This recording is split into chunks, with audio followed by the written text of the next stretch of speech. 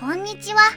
今回は鬼滅の刃柱稽古編第7話への視聴者の反応をご紹介します。この動画では最新アニメの視聴者の反応や感想をご紹介しています。みんなの解釈や考察を知るとアニメ視聴の楽しみが増えると思いますので、ぜひ最後までお楽しみください。ついにここまで来たか。これでもうこのまま最終決戦なの。頂上決戦来るか。無惨様来た。お気楽モード終了のお知らせだ。歩いていくんだ。無惨様直接来たの。ラスボスが直接来た。盛り上がってまいりました。やっと戦闘シーンが見れるのか。ブブ屋敷邸が危ない。さあ盛り上がってきた。ってところで来週で終わりか。乗り込んでくるのか。ムーンウォークしながら来いよ。なんで家バレたの？泣き目が全部やってくれました。美和女の遠隔視覚でめっかっちゃった。もう修行編終わりか。12期月を一番始末したやつが来た。確かに。来週1時間も枠取ってあるのにどう引き延ばす気だ。異常者対決で30分いけるだろう。まだ上限全員倒してないのに、もう無惨様と最終決戦なの。夜中に訪ねてくるとか非常識じゃね。この歩きシーンのために延長したんか。作がめっちゃ気合入ってんな。どうすんだよ、勝てないだろこれ。終わりじゃん。親方様の戦闘が見れるのか。どんだけ強いんだろう。歩くだけですごい時間使う。門から時間かけて普通に入ってくる無惨様。謎演出。なんか長いと思ったら今週40分なのな。そして来週は1時間。鳥肌しか立たん。歩くだけとエンディング組み合わせてただけ。それで最高の演出にしとる。鳥肌しか立ててへん。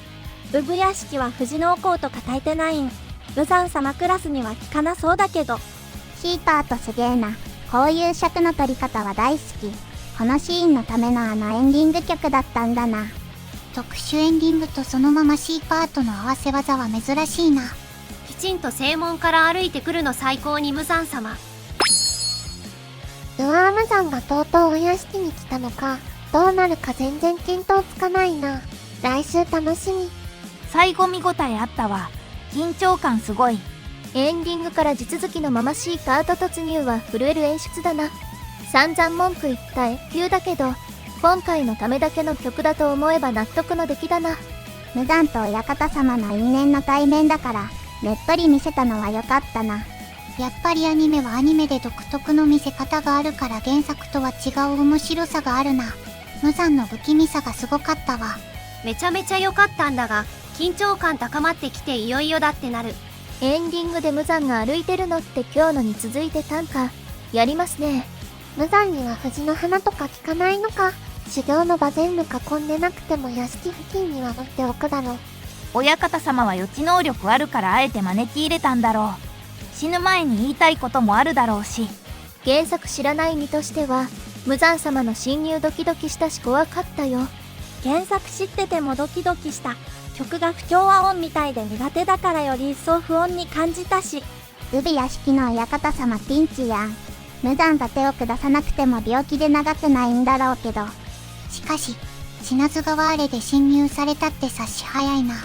原作だとなんだこれはって言っただけだけどね。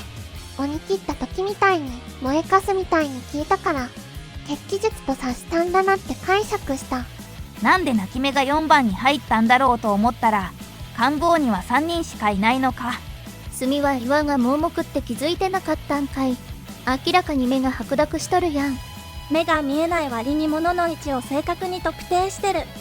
殺体になる前のただの坊主の時も圧倒的に影が薄かった岩柱の好感度が上がったのが良かった。あれ話してくれたってことは炭治郎に対して相当に心を開いてくれたということだろうし。進撃の巨人のマルロとは思えない演技だった姫島さん。岩柱は炭治郎に出会うまで子供を信用してなかったのによく玄也を弟子にしたね。鬼食いしてるならなおさら信用できなさそうだけど。鬼食いしてるから監視目的でもあるんだろう。玄也も言ってたが何のかんのでいい人だからね。鬼食いしてる玄也を放っておけなかったのでは。ちゃんと海学が招き入れたの見せてたな。アニメはしっかりあいつだってわかりやすかったね。藤の花って年中保存が効いて結界のように使えるんだな。マスクメロンさんも使えばよかったんじゃないの。藤の花パウダーは商売のチャンスじゃねえか。量産したら儲かるぞ。さよの声優は誰？首藤ゆきな本人もツイッターでツイートしてる。気がついたらみんな殺されててマウントで殴りまくってたら、こいつがやったって思ったってしょうがなくね。薄暗いし。岩柱とさよは原作回が載ってる単行本で少し救済があるよ。初めて起きてる善逸が真面目モードだったな。じいちゃん死んだのか。無惨様来週で亡くなったが、水柱はどういう稽古をする予定だったのか。おはぎのツッコミ慣れ、カラスがうまくカバーしてくれて笑った。カラス、おはぎに突っ込んでくれてありがとう。続くのバックが品津川仕様。必要なおはぎの話題とカブトムシ。来週楽しみだな。一番盛り上がるぞ。来週、最終回は無惨と館様が会話して終わりか。無限上編は何年後かな。鬼滅の刃、最終回までほのぼの。ヤグはもう来ない。あとは行くとこまで行くだけ。ただただ子供たちを守りたかった姫島さんのことを思うと、その身に起きたことは辛すぎて、見ていて胸が締め付けられました。ただ炭治郎を認めることで、少し子供に対する見方が変わったのかもと思えたのが救いです。あと、たっぷりと尺をとって、無惨の恐怖を煽る演出が良かったです。姫島の凄惨な過去が辛い。鬼殺隊に入る前から素手で鬼をやっちゃうんだから、今なんかよほど強いんだろうな。てか今回拡大版だったのね。拡大分の時間をエンディングから無惨登場に費やし、ラスボスが迫る緊迫感をじっくり堪能させてもらった。無惨怖え。たった7、8歳くらいの男の子が鬼との交渉に成功しちゃうのすごすぎ。鬼からしたら寺まで案内させてあれを消させた後で、海学を食うこともできるのにそうしなかった。海学は一体どんな風に交渉したの？すごいよほんと。確か決め学では頭が回るって言われてたよね。やっぱ頭の回転早いのか。おはぎとカブトムシ好きの品津川に急に可愛いところとしてくるじゃん。義勇さんもド天然だし、柱の萌えキャラ化が進む。しかし水の呼吸兄弟弟子たち、ツッコミ不在のド天然すぎるな。鱗立ちさんに水の呼吸のツッコミ担当頼まないと。原作純度が高いとストレスない。セリフが違和感なくしみる。何よりの割合は、今回のちょい足し演出くらいがちょうど良い。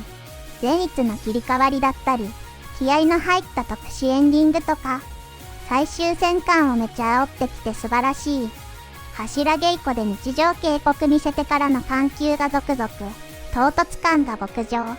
とうとう善逸に手紙が、猪之助が天ぷらパワーで岩動かせるの。意味わからんくて好き。姫島さんの過去めちゃくちゃ辛いんよな。あの兄よりはあかん。ただでさえ泣くのに号泣。あと、あいつめ。ってなるよな。語彙力。品津川実美が夜道を歩くシーンも良かった。灯籠ある階段。いつもの寺の帰りか、降りる場面が階段のような不気味さを出してた。灯籠は藤の家紋入りで凝ってる。漫画では2コマ程度だが、上弦の死の目を潰すシーンもアニメでは変更しててよかった。善逸と猪之助を差し置いて村田さんがセンター飾ってて草。自分なりに相手を考えての行動が残念なこの感じ。やはり義勇さんはこちら側だな。炭治郎は煽り性能高いからな。風柱、ムカつく気持ちはわかるぞ。姫島行明がさよの頭を撫でる。この絵は泣ける。仏門に入っただけあり、心が穏やか。目が不自由な分、心眼で真理を見抜く達観してる。赤子の時、高熱を出して失明したが、これが仏門に入った因縁かも。寺で貧しい子供を救っていたのに、その報いが切ない。修行の完了や善逸の変化など、いろんなシーンがあったけれど、すべてを無惨様が持っていった。恐ろしく丁寧に描かれた王の登場。鬼仏寺無惨と産屋敷加賀屋の開口。誰が主役かはっきり分からされる存在感。こんなところで次回最終話は生殺し確定なのでは。意外と普通の回だったなと油断していたら、最後の鬼仏寺登場シーンでやられた。レンズのライトリークのような効果。UFO テーブルブルーの夜。霊気のようなエフェクト。どれもこれもかっこいい。撮影の寺尾雄一さんの技ですかね。さすがの UFO テーブル。最高でした。ラス前のエンディング曲込み描写が鳥肌ゾクゾク。チルサ檀家の花びらと雪の上の実は、鬼物寺無惨が親方様を守る大志を踏みにじっていく演出と重なる。残された実は炭治郎。今までのエンディング曲と思考が違うのはこの回のため。一瞬見てるワイまで鬼にされるか思うほどの映像美、眼福。終盤を迎える柱稽古。ツッコミ不在の水一派。そして、1000年の時を経た来訪。拡張エンディングからの C パートによる演出は、1シーズンかけてじっくり描かれた日常がゆっくりと幕を閉じるのが感じられ、ここまでで一番心震えるものがあった。最後までご視聴いただき、ありがとうございました。皆さんのご感想や注目ポイント、考察などありましたら、コメントで教えていただけると嬉しいです。このチャンネルでは、最新アニメのみんなの反応や感想をご紹介しています。様々な考察や多様な意見を聞くと、これまでなかった視点が増えて、アニメ視聴の新しい発見があるかもしれませんので、ぜひ、チャンネル登録とグッドボタンをよろしくお願いします。それではまた次回の動画でお会いしましょう。